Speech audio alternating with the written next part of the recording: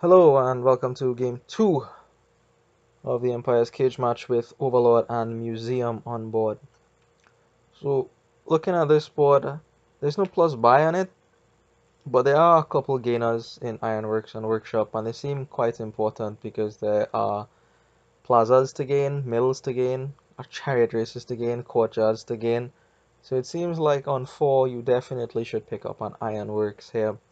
Perhaps a workshop. I think the ironworks is better just because gaining mills with ironworks is better than gaining mills with workshops. You draw the extra card. The question here is whether or not you open with an overlord. So you could open with the overlord here. My opponent opens with a courtyard, which leads me to believe he has 5-2, which is not that good here, I think. I mean, it's okay, you could buy the overlord on the 5 here and be alright, but I went for the double gain in here just because of how many 4 costs there were to gain on the board. So he goes for the Storyteller and the Courtyard opening here, which is fine. But I imagine he'll be wanting to pick up. I just assume it's a he.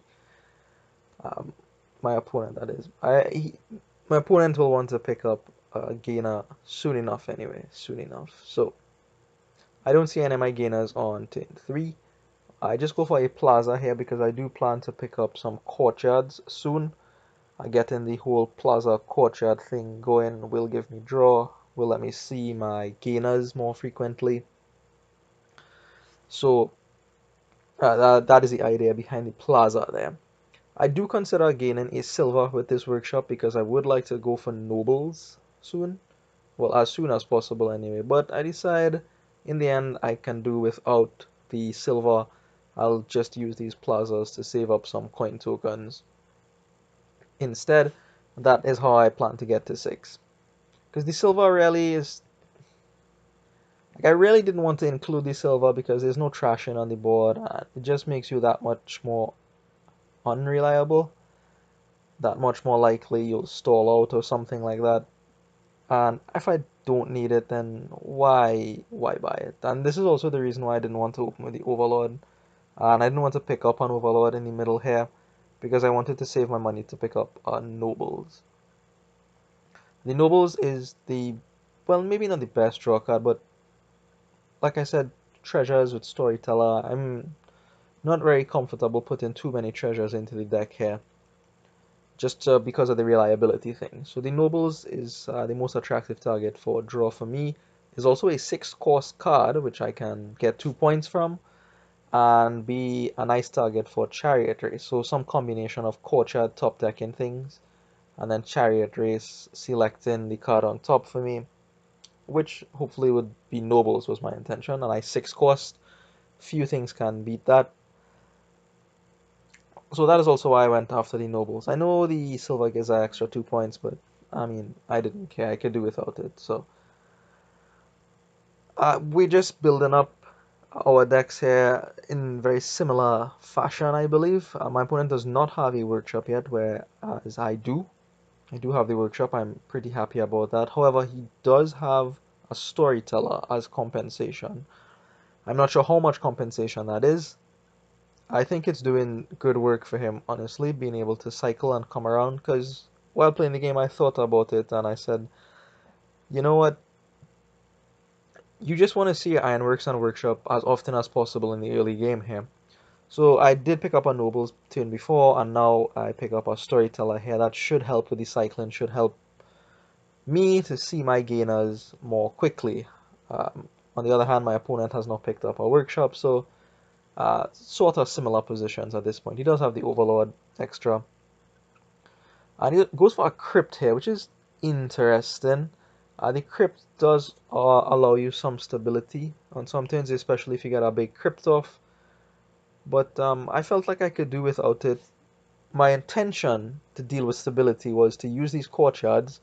The top deck, some plaza is my ideal target here. If I top deck a plaza, I would feel very comfortable in my following turn. Feel like it is almost certain that I would kick off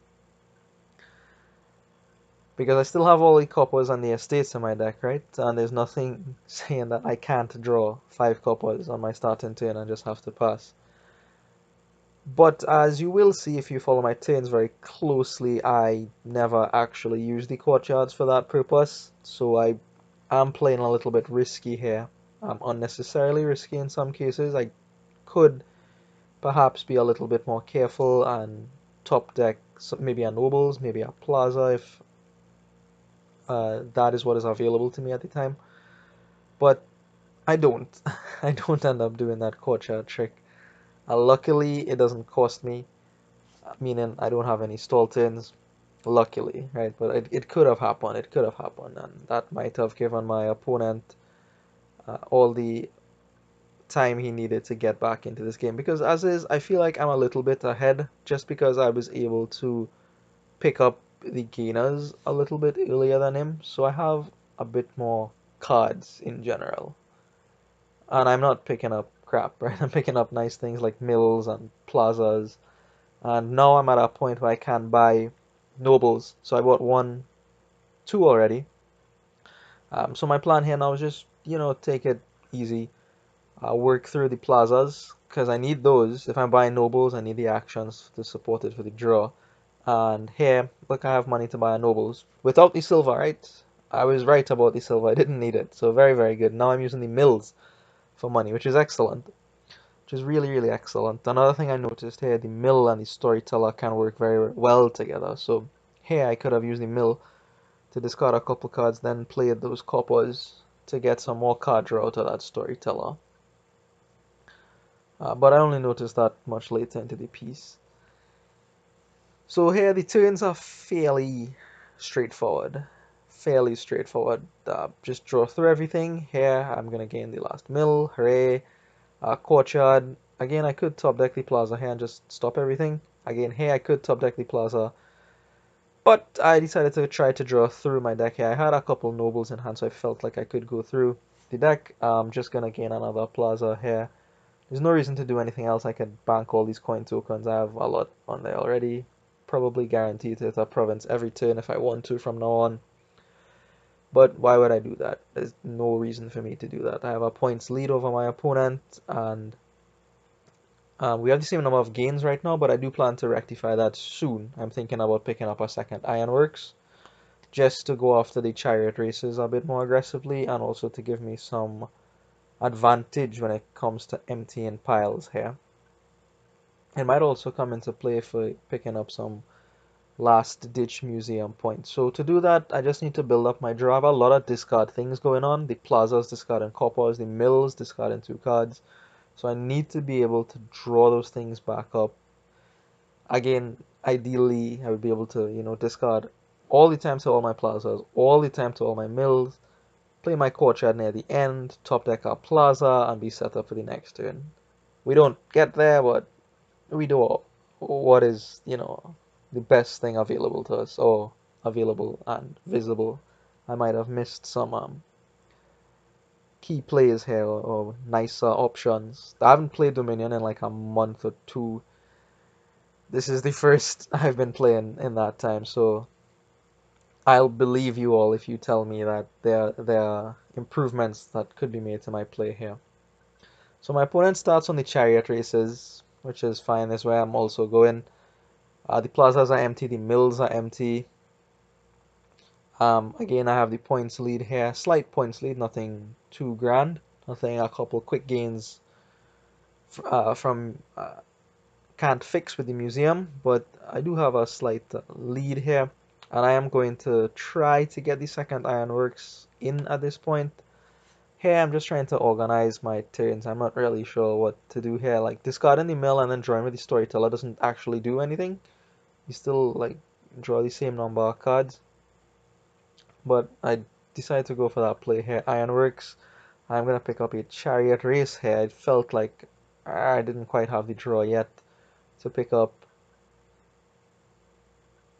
the second ironworks. Another storyteller would have been real nice for me. My opponent has one. Because, like, the best case would be to, use my mills to discard and then the storyteller would draw everything back up.